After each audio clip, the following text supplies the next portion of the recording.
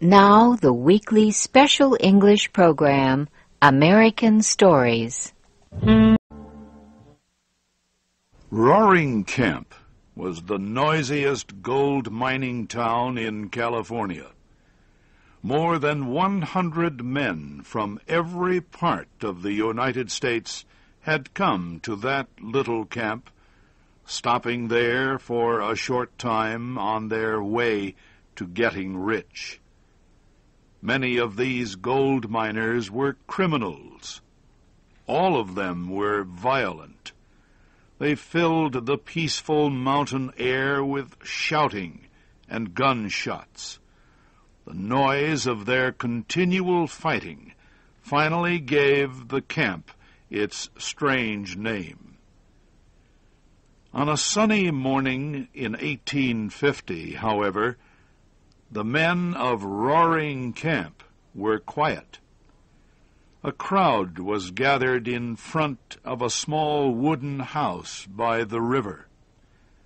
Inside that cabin was Cherokee Sal, the only woman in camp. She was all alone and in terrible pain. Cherokee Sal was having a baby. Deaths were not unusual in Roaring Camp, but a birth was big news. One of the men turned to another and ordered, "Go in there, Stumpy, and see what you can do." Stumpy opened the cabin door and disappeared inside. The rest of the men built a campfire outside and gathered around it to wait. Suddenly, a sharp cry broke the air, the cry of a newborn baby. All the men jumped to their feet as Stumpy appeared at the cabin door. Cherokee Sal was dead, but her baby, a boy, was alive. The men formed a long line. One by one, they entered the tiny cabin.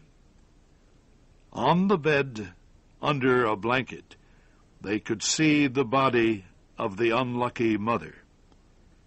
On a pine table near that bed was a small wooden box. Inside lay Roaring Camp's newest citizen, wrapped in a piece of bright red cloth. Someone had put a large hat near the baby's box, and as the men slowly marched past, they dropped gifts into the hat: a gold tobacco box, a silver gun, a diamond ring, a lace handkerchief, and about $200 in gold and silver. Only one incident broke the flow of men through the cabin. As a gambler named Kentucky leaned over the box, the baby reached up and held one of the man's fingers. Kentucky looked embarrassed. "That funny little fellow," he said, as he gently pulled his hand out of the box. He held up his finger and stared at it. "He grabbed my finger," he told the men. "That funny little fellow." The next morning, the men of Roaring Camp buried Cherokee Sal. Afterwards, they held a formal meeting to discuss what to do with her baby. Everyone in the camp voted to keep the child, but nobody could agree on the best way to take care of it. Tom Ryder suggested bringing a woman into the camp to care for the baby, but the men believed no good woman would accept Roaring Camp as her home, and they decided that they didn't want any more of the other kind. Stumpy didn't say a word during these long discussions. But when the others finally asked his opinion, he admitted that he wanted to continue taking care of the baby himself. He had been feeding it milk from a donkey, and he believed he could raise the baby just fine. There was something original, independent, even heroic about Stumpy's plan that pleased the men of Roaring Camp. Stumpy was hired. All the men gave him some gold to send for baby things from the city of Sacramento. They wanted the best that money could buy. By the time the baby was a month old, the men decided he needed a name. All of them had noticed that since the baby's birth, they were finding more gold than ever before. One day, Oakhurst declared that the baby had brought the luck to Roaring Camp. So Luck was the name they chose for him, adding before it the first name, Tommy. A name day was set for him. The ceremony was held under the pine trees, with Stumpy saying the simple words, "I proclaim you Thomas Luck, according to the laws of the United States and the state of California, so help me God." Soon after the ceremony, Roaring Camp began to change. The first improvements were made in the cabin of Tommy, or the Luck, as he was usually called. The men painted it white, planted flowers around it, and kept it clean. Tuttle's store, where the men used to meet to talk and play cards, also changed. The owner imported a carpet and some mirrors. The men, seeing themselves in Tuttle's mirrors, began to take more care about their hair, beards, and clothing. Stumpy made a new law for the camp. Anyone who wanted the honor of holding the Luck would have to wash daily.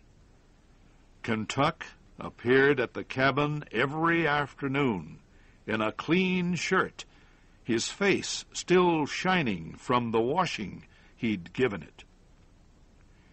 The shouting and yelling that had given the camp its name also stopped.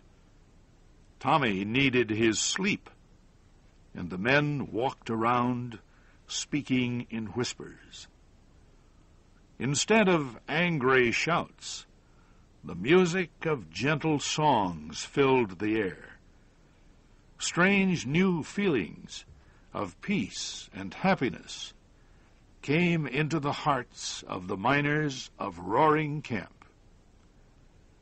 During those long summer days, the Luck was carried up the mountain to the place where the men were digging for gold.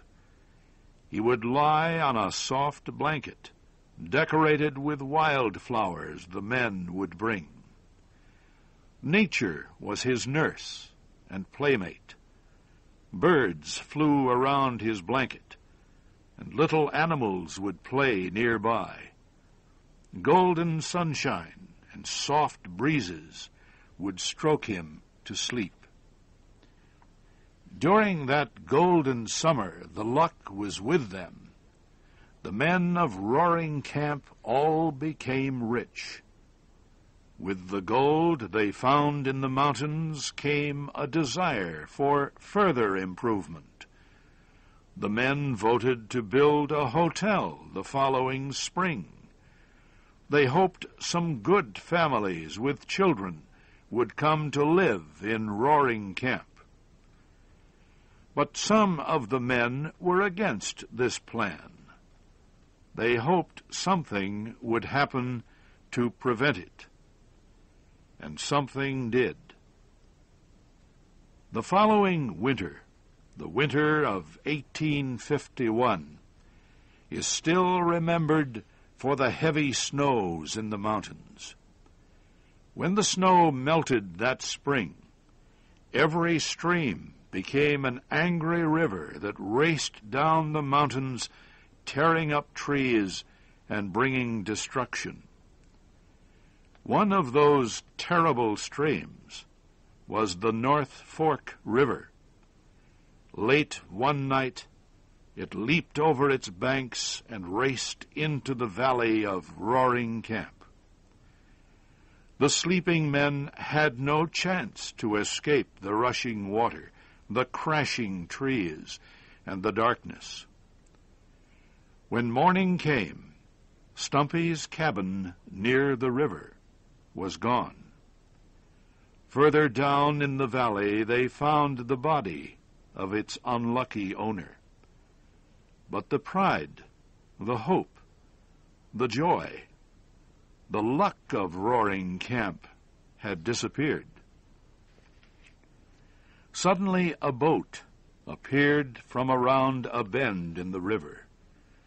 The men in it said they had picked up a man and a baby. Did anyone know them? Did they belong here? Lying on the bottom of the rescue boat was Kentuck. He was seriously injured, but still holding the luck of Roaring Camp in his arms. As they bent over the two, the men saw the child was pale and cold. "He's dead," said one of them. Kentuck opened his eyes. "Dead?" he whispered. "Yes, Kentuck, and you are dying too." Kentuck smiled. "Dying," he repeated. "He is taking me with him. Tell the boys I've got the luck with me." And the strong man, still holding the small child, drifted away on the shadowy river that flows forever to the unknown sea.